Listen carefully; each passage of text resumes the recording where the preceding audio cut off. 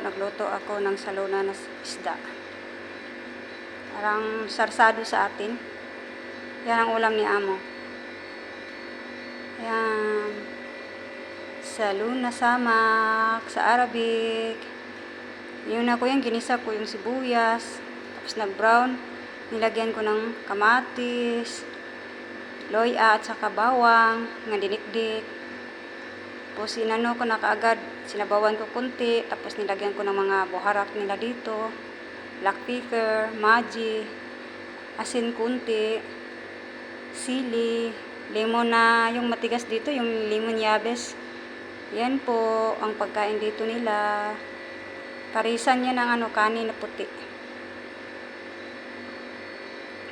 Yan, masarap yan kasi fresh yan, galing yan sa dagat ang isda nila dito kasi. Yan, masarap, matamis ang sabaw. Salamat po sa panunood. God bless. Paki-share and like po.